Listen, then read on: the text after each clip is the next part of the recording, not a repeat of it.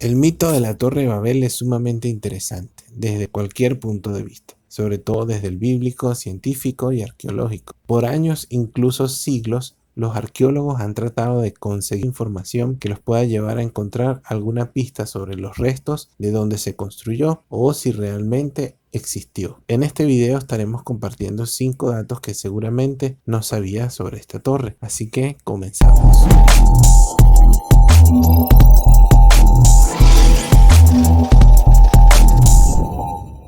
¿Realmente existió la Torre de Babel? La Torre de Babel es asociada por historiadores y arqueólogos con el templo de Etemenanki, el cual hoy se encuentra en algunas ruinas. La construcción de este templo es incierta, pero probablemente existía antes del reinado de Hammurabi, hacia 1792-1750 años antes de Cristo. Se piensa que el poema sobre la creación de Babilonia fue escrito durante o poco tiempo después del reinado de Hammurabi, dado que el poema menciona a Esagila, el templo de Marduk, como creado inmediatamente después de la creación del mundo, e intuye la existencia de esta como la mítica Torre de Babel. Igualmente se calcula que hay entre 100 a 1000 años de diferencia entre las referencias de los poemas babilonios que hacen referencia a este templo. Entonces, ¿realmente existió? Podemos entender que sí existió por las diferentes menciones o referencias históricas que hay en estos poemas. Obviamente esta información tenemos que tomarla con pinzas porque simplemente son eso, una referencia. No hay un sitio específico que se mencione tanto en la Biblia o en los poemas babilonios de dónde fue construida. Y eso nos da pie para el segundo dato importante. ¿Dónde estuvo ubicada la Torre de Babel? Los arqueólogos han intentado por años ubicar la Torre de Babel mencionada en el libro de Génesis, en la actual Irak, pero no se ha podido definir realmente. Se tiene la pista de algunos lugares, como por ejemplo Akar Kuf, que es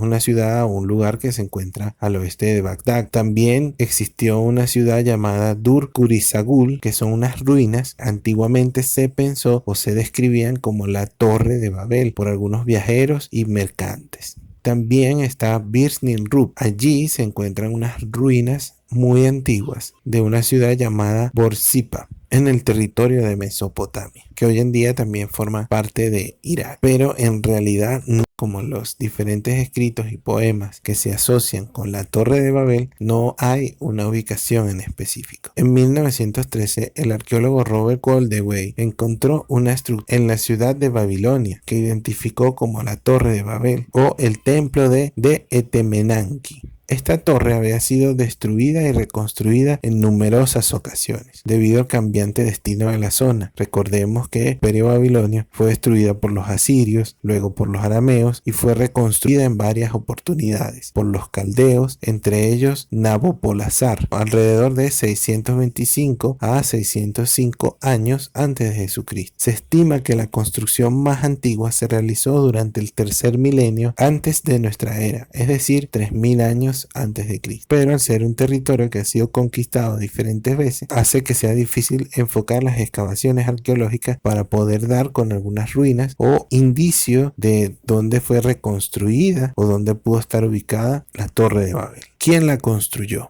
Nimrod, quien fue el primero en hacerse rey después del diluvio y a quien la Biblia identifica como un poderoso cazador opuesto a Jehová, es señalado como el verdadero gestor de la idea de llevar a cabo esta enorme empresa. Algunos han intentado identificarlo como Sarruquín o Sargón I de Akkad, fundador del primer imperio semita de que se tiene memoria. Otros creen ver en este vigoroso cazador la figura del dios asirio Ninurta, dios de la guerra y de la caza. Este dios, al igual que Nimrod, se placía en cazar a sus enemigos. ¿Qué sucedió en realidad entonces? Para poder tener mayor referencia a la Torre de Babel, tenemos que irnos al Midrash. Este ofrece muchos relatos diferentes sobre las causas para la edificación y la destrucción de la Torre de Babel. Dentro de las intenciones por qué fue construida, según el Midrash, los constructores de la torre, llamados en las fuentes judías como la generación de la secesión, dijeron: Jehová no tiene derecho de elegir el mundo superior para sí mismo y dejar el mundo inferior para nosotros, por lo que vamos a construir nosotros una torre con un Dios en la parte superior superior sujetando una espada, de modo que pueda reflejar nuestra intención de hacerle guerra a Jehová. Según el Midrash, la construcción de la torre estaba destinada no solamente a desafiar a Yahvé, sino también a Abraham, quien exhortaba a los constructores a volverse a Dios, a redimirse de sus pecados y a entrar bajo su dirección. E incluso hay pasajes que mencionan que los constructores proferían duras palabras contra Yahvé, que no se citan en el Midrash por ser consideradas pecado hacia Dios. Entonces, siguiendo el relato de este libro rabínico, entonces Dios tomó acción y dispersó a todos según el relato que también vemos en la Biblia, cambiándole las lenguas, y así no pudieran entenderse. Pero otros libros hacen mayor referencia a lo sucedido, según algunos relatos sumerios y apócrifos para los judíos, donde se dice que Dios destruyó la base de la torre, haciendo que la tierra se abriera y tragara la misma, y al mismo tiempo en la parte superior también fuera destruida con fuego, dejando solo las ruinas de la sección intermedia como recuerdo de su poder. Y esto era para demostrar que Dios tenía el control de la tierra y del cielo, pero mostrando también que era un Dios misericordioso y que podía dar nuevas oportunidades a las personas. ¿Por qué? Sencillo, porque si bien destruyó la torre, no destruyó a las personas que la construyeron. Y ahí mostró misericordia, tomando en referencia la promesa que Dios le hizo a Noé luego del diluvio, de no volver a destruir a la humanidad.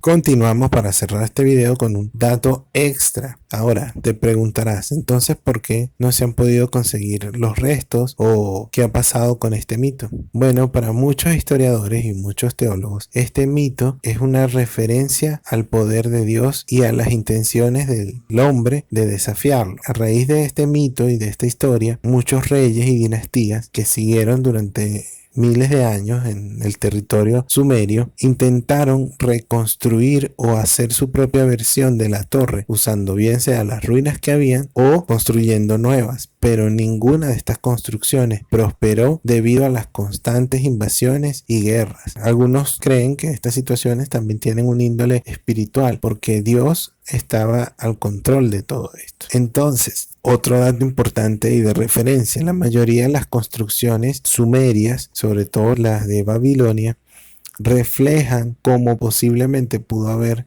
sido construida la Torre de Babel, como una especie de pirámide. Incluso se tiene algunas referencias de que los egipcios tomaron este tipo de construcción o hicieron este tipo de construcción como referencia a la Torre de Babel para mostrar su poder o su imperio al resto de los hombres. Si te gustó nuestro video, no olvides dejarnos tu like. Queremos saber de dónde nos miras. Somos Radio Etapa. Aprovechamos este momento para mandarle un saludo a todos nuestros amigos que nos miran desde México y Guatemala. Un abrazo, Dios te bendiga.